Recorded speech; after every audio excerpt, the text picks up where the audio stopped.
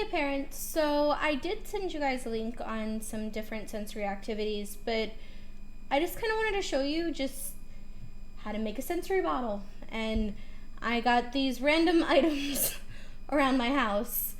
I have a bottle. This one's glass. If you have actual like water bottles, by all means use those. I just don't drink out of water bottles, so but I just filled it a little bit with water.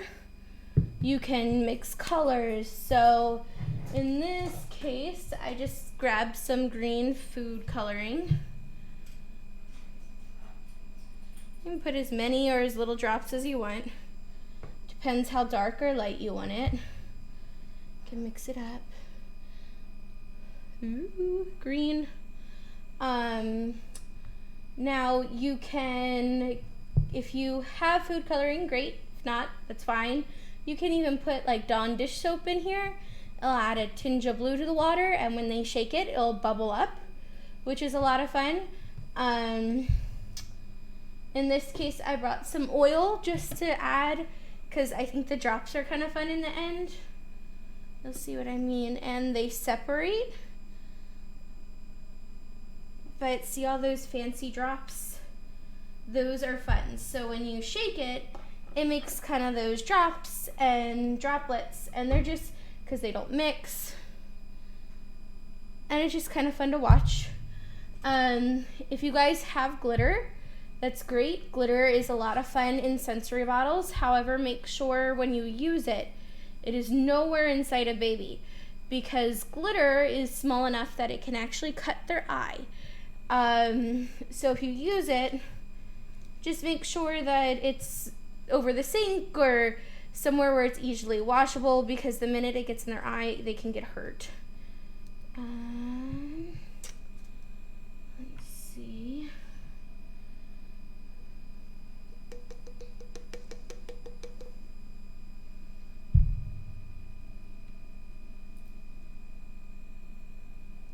Put that over, and I'll show you what it's like when we mix it all up.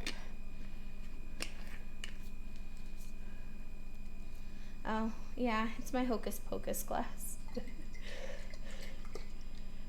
So this is just kind of fun. It's gooey. If you guys have corn syrup at home and you just use water, add some corn syrup to it. It actually makes the glitter or beads or whatever you have in there move a little slower, so they can track it a little bit easier. As you can see, oil kind of makes it a little bit, I don't know, opaque, I guess. The glitter makes it fun.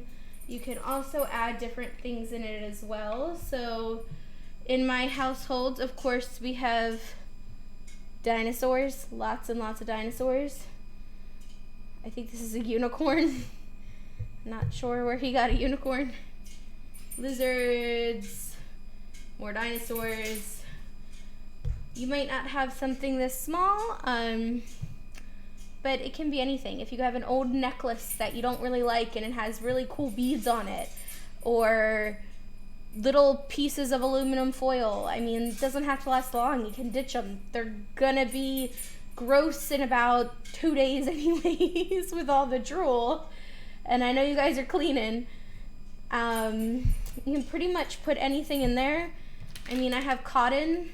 It's gonna, dye if you put dye in there. But it's just fun to watch. Let me put that back on there.